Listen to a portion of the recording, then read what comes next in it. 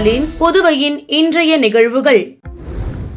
இளநிலை மருத்துவ படிப்பிற்கான நீட் தேர்வு முடிவுகள் நேற்று இரவு வெளியான நிலையில் புதுச்சேரி மாநிலத்தில் 3431 மாணவ மாணவிகள் தேர்ச்சி பெற்றுள்ளனர். நாடு முழுவதும் 2024-25 கல்வி ஆண்டிற்கான நீட் தேர்வு 557 நகரங்களில் கடந்த மே மாதம் 5ஆம் தேதி நடைபெற்றது. இந்த தேர்வில் சுமார் 23 லட்சம் பேர் பங்கேற்றனர். புதுச்சேரியில் 7 மையங்களில் நீட் தேர்வு நடைபெற்றது. இந்த தேர்வு முடிவுகள் ஜூன் 14ஆம் தேதி வெளியாகும் என்று தேசிய தேர்வு முகமை அறிவித்திருந்தது. இந்நிலையில் நேற்று இரவு நீட் தேர்வு முடிவுகள் வெளியானது. புதுச்சேரியில் நீட் தேர்வு எழுத 6461 பேர் விண்ணப்பித்திருந்தனர். இதில் 6318 பேர் கலந்து கொண்டு தேர்வு எழுதினர். இவர்களில் 3431 பேர் தேர்ச்சி பெற்றுள்ளனர். தேர்ச்சி விகிதம் 54.30% ஆகும். புதுச்சேரி மாநிலத்தில் மாணவி பாரதி, மாணவன் இமயவர்மன் ஆகியோர் 99% பெற்று முதலிடம் பிடித்துள்ளனர். கடந்த ஆண்டை ஒப்பிடுகையில் இந்த ஆண்டு தேர்ச்சி விகிதம் 0.64% குறைவாகும்.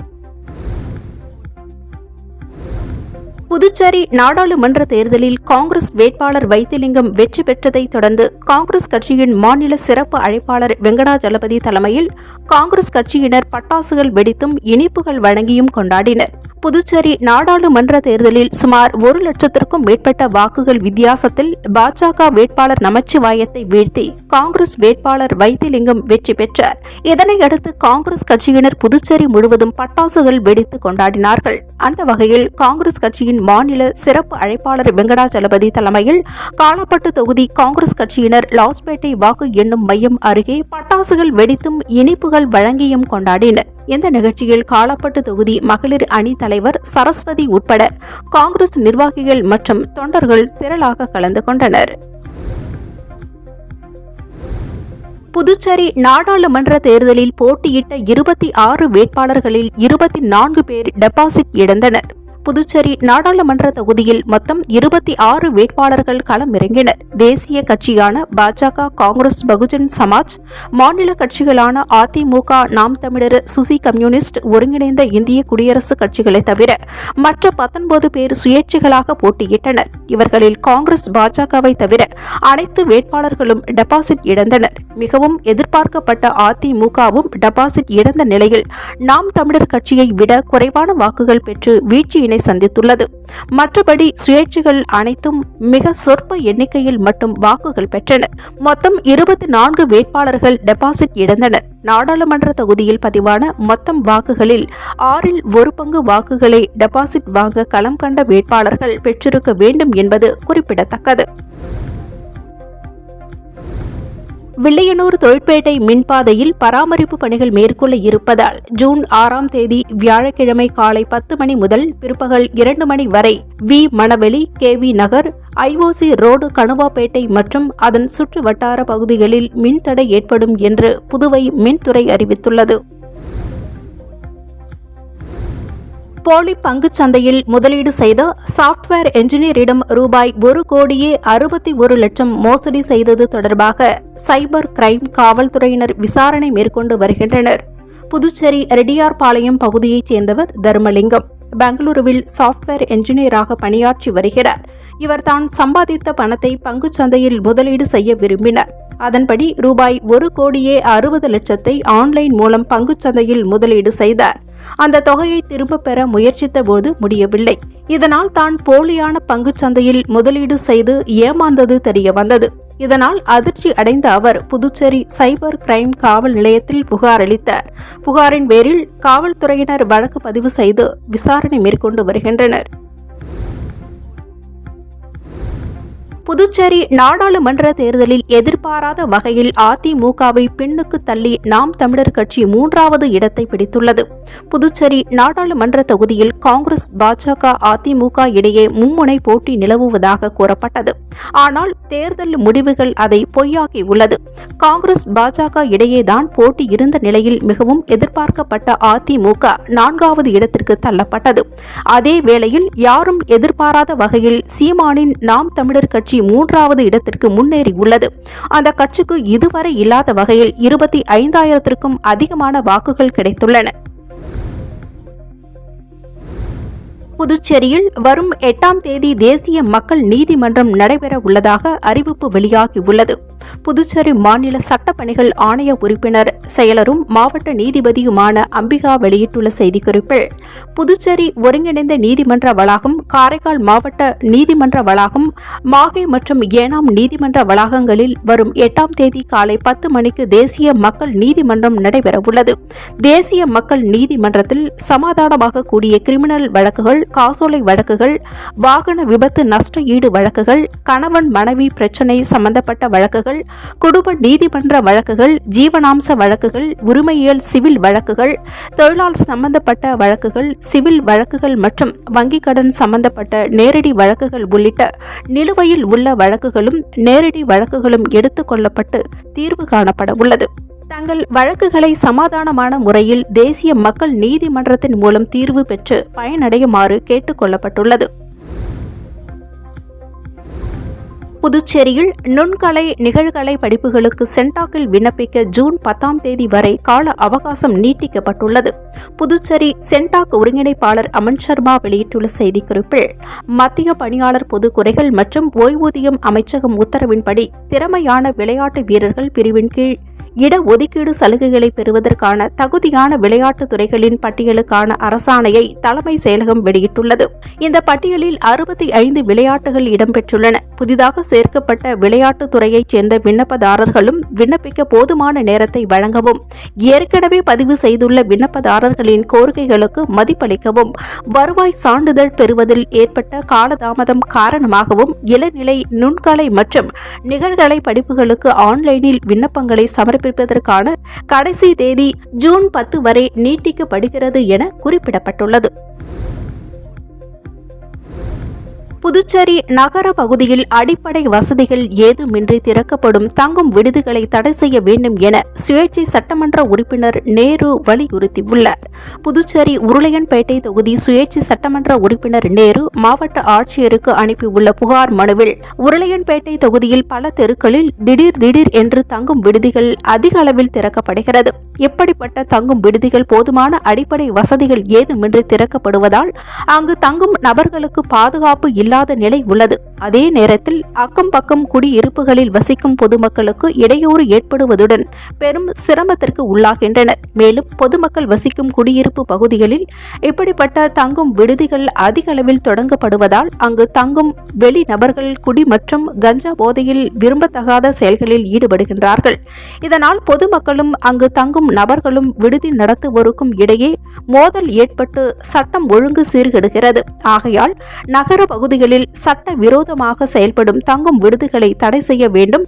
அதே நேரத்தில் புதிதாக தொடங்கவிருக்கும் தங்கும் விடுதிகளை ஆய்வு செய்து அனுமதி வழங்க வேண்டும் என குறிப்பிடப்பட்டுள்ளது. புதுச்சேரியில் தொடர்ந்து பணியாற்றி மாநில வளர்ச்சிக்கு பாடுபடுவேன் என அமைச்சர் நமச்சிவாயம் தெரிவித்துள்ளார். புதுச்சேரி நாடாளுமன்ற தேர்தல் பாஜக வேட்பாளரும் உள்துறை அமைச்சருமான நமச்சிவாயம் போட்டியிட்டு வெற்றி வாய்ப்பை இழந்தார். இதனை அடுத்து அவர் வெளியிட்டுள்ள அறிக்கையில், நடைபெற்று முடிந்த நாடாளுமன்ற தேர்தலில் பாரத பிரதமர் நரேந்திர மோடி மீதும் புதுச்சேரி முதலமைச்சர் ரங்கசாமி மீதும் என் மீதும் நம்பிக்கை வைத்து வாக்களித்த புதுச்சேரி, காரைக்கால், ஏனாம், மாஹே மக்கள் அனைவருக்கும் தனது நெஞ்சார்ந்த நன்றியினை தெரிவித்துக் கொண்டார். மேலும், எனது மக்கள் பணியிலும் மாநில வளர்ச்சியிலும் உங்களின் பேராதரவுடன் தொடர்ந்து பணியாற்றி மாநில வளர்ச்சிக்கு பாடுபடுவேன் என்பதை நன்றியோடு தெரிவித்துக் கொண்டு, தனக்காக தேர்தல் பணியாற்றிய முதலமைச்சர், அமைச்சர்கள், சட்டமன்ற உறுப்பினர்களுக்கும் தேசிய ஜனநாயக கூட்டணி கட்சியின் தலைவர்களுக்கும் நிர்வாகிகளுக்கும் தொண்டர்களுக்கும் எனது மனமார்ந்த நன்றியினை தெரிவித்துக் கொள்கின்றேன் என குறிப்பிடப்பட்டுள்ளது. கடந்த 4 வருடமாக ஜன்னல் வழியாகவே உலகத்தை பார்த்து கொண்டிருக்கின்றேன் என்றும் ஒரே ஒரு வீல்சேர் மட்டும் கொடுங்கள் என அமைச்சர் தொகுதியில் வசிக்கும் மாற்றுத்திறனாளி இளம்பெண் அரசிற்கு கோரிக்கை விடுத்து வெளியிட்டுள்ள வீடியோ பலரது நெஞ்சையும் உருக்கியுள்ளது.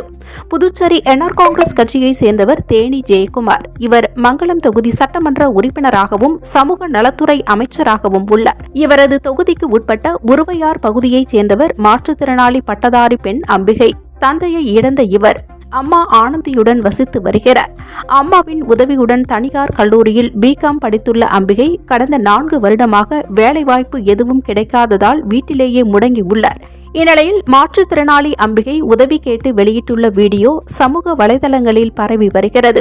அவர் வெளியிட்டுள்ள வீடியோவில், படித்து முடித்துவிட்டு வேலைவாய்ப்பு இல்லாமல் கடந்த 4 வருடங்களாக வீட்டுக்குள்ளேயே முடங்கி கிடப்பதாகவும், ஜன்னல் வழியாக மட்டுமே இந்த உலகத்தை பார்த்து வருகிறேன் என உருக்கமாக தெரிவித்துள்ளார்.